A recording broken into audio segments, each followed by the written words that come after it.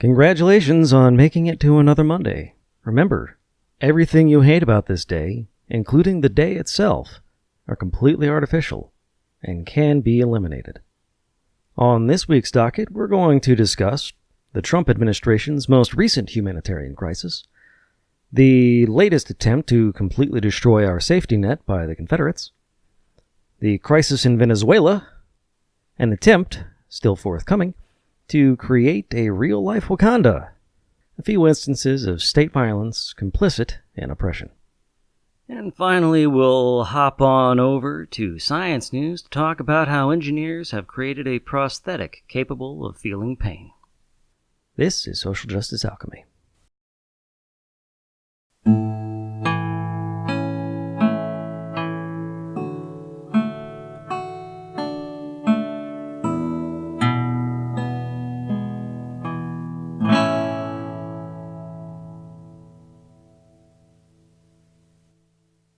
So this past week, and more than that actually, for quite some time now, the Trump administration has been detaining and tearing apart immigrant families in his attempt to be the worst person ever.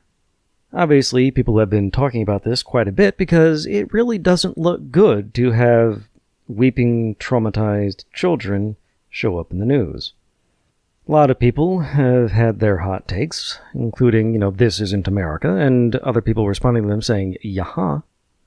Because, yes, this is America. This is the United States. This is what we do. This is what we were founded on. Remember, Europeans discovered this continent a few tens of thousands of years after the Native Americans came here. And once Europeans realized that there were natural resources in abundance, well, they immediately started committing genocide. And that's how we got the United States. Hundreds of years of genocide in order to secure a land full of just abundant natural resources on which we built using slavery an incredibly wealthy nation that is now one of the most powerful in the world. If this were a fantasy novel, if there were swords and magic flying around all over the place, it would be incredibly obvious that the United States is an evil empire. And yet, we don't seem to recognize it here at home. This is the United States. Now, Trump has backed off on his policy, and people have pointed out that all he's really done is back down from the separation of families. That's just going to allow him to challenge a settlement reached in the early 90s that requires children to be released from detention after 20 days. In other words, he's seeking to keep these people detained indefinitely, all of them, regardless of why they came here. But the fact is, they all came here for the same reason. The evil empire has been wreaking havoc around the globe, especially in Central and South America. We have been toppling Central American governments, South American governments, setting up fascist dictatorships that then turn around and oppress brutally, violently, murderously, rapaciously, torturously the people in those countries. So it makes sense. The only place where the evil empire doesn't allow that sort of thing to happen is at the heart of the evil empire. We are the capital district in Panem. Why wouldn't they come here? It's their only hope to escape U.S.-sponsored violence. Not that it's a hell of a lot better here, depending on the color of your skin. Whether they're coming here for work or coming here to escape murder, it amounts to much the same thing. They are desperate to not die. Whether they're being forced into grinding poverty that causes them untold suffering, or being actively murdered.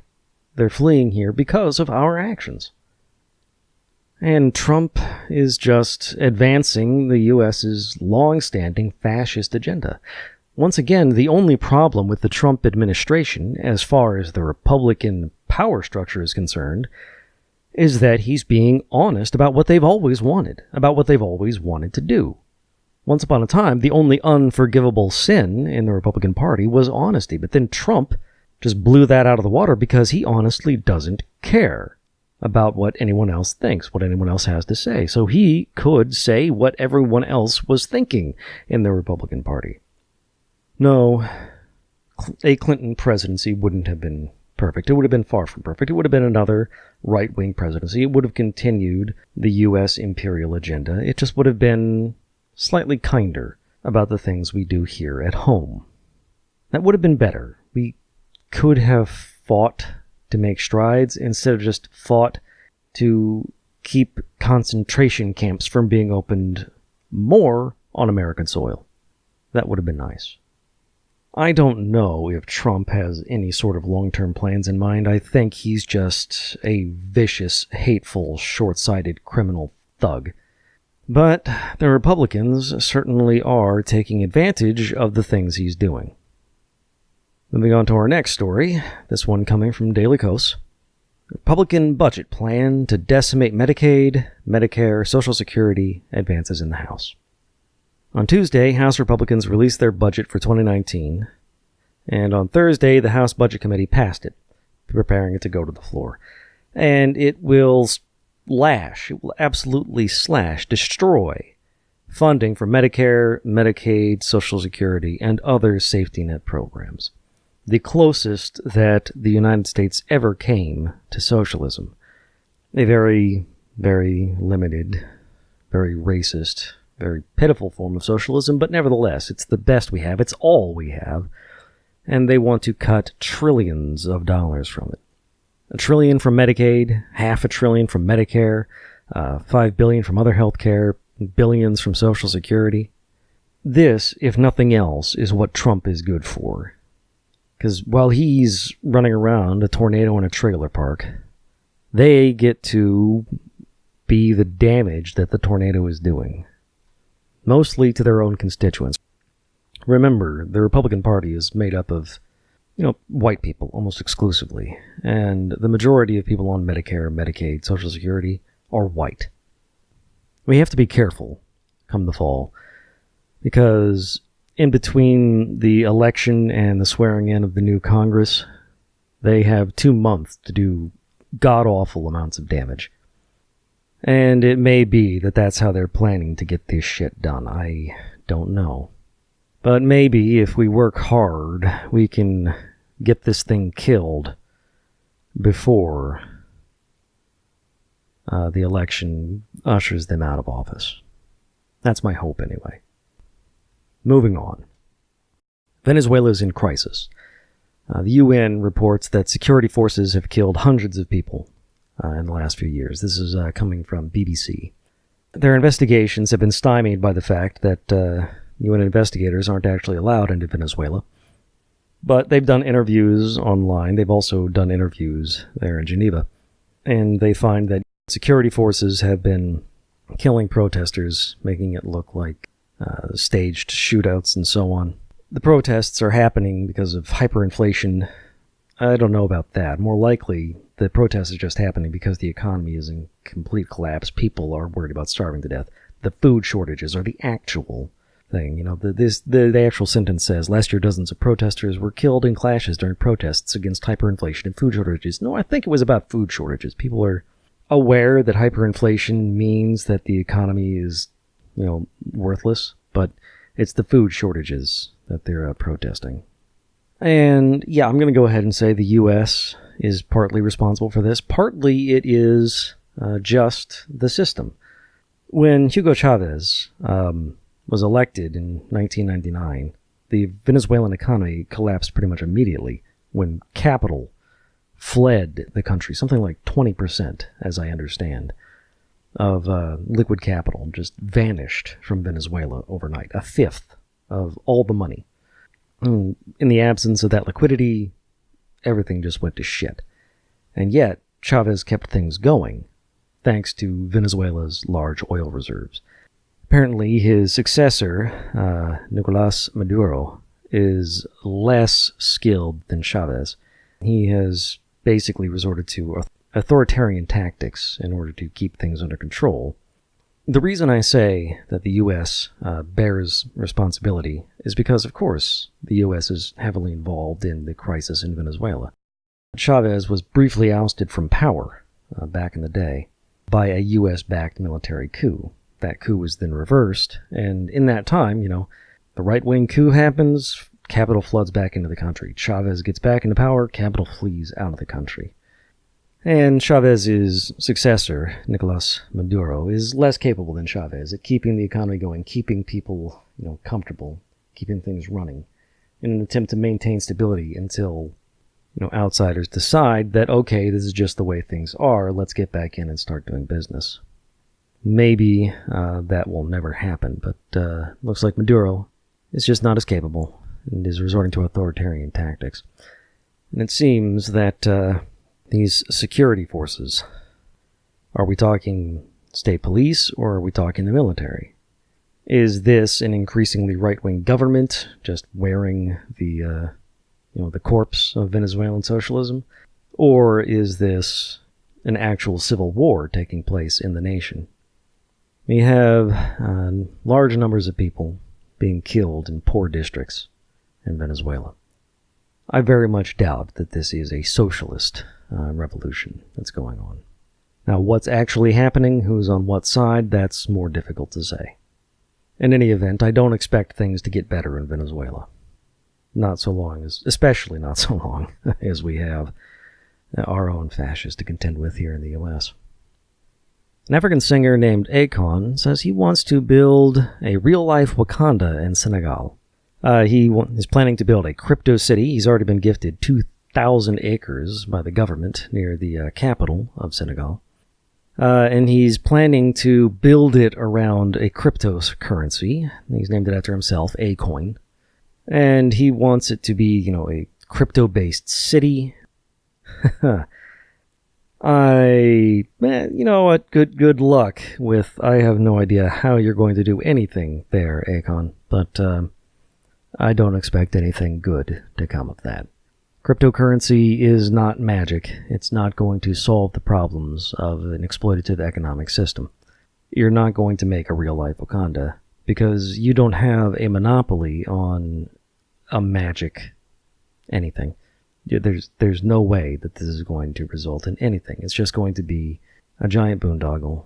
And if anything ever gets constructed there, then I guess it'll move some money around. Congratulations. And in our final story, our final set of stories, is about the complicity of official forces when it comes to oppression. The first story from BBC, India police sorry for lynching photo. It's a photo of somebody who was beaten and murdered by a mob. You can see in the photo, the individual in question is being dragged by the mob. He's been largely blurred, but you can see them holding him by the wrists and ankle as they carry him somewhere. And there's a trio of police officers leading the mob. The police have apologized, said that the police officers weren't actually trying to participate in the mob, that the rumors that it was a cow protection mob was a lie, that it was actually a road rage incident over a motorcycle accident. No. India has a long history of conflict between different castes, basically the oppression of the poor. It also has a long history of the oppression of women, and on top of that you can add conflict between Muslims and Hindus, Muslims and Hindus, between Hindus and Buddhists, between Hindus and Tamils. There's lots and lots of class and religious conflict going on in India. And very often you can find Indian police participating, as well as the army. Another story, police kill an unarmed teen. This is from CNN. Police kill an unarmed teen running from a car that was linked to an earlier shooting. This is an incident in Pittsburgh.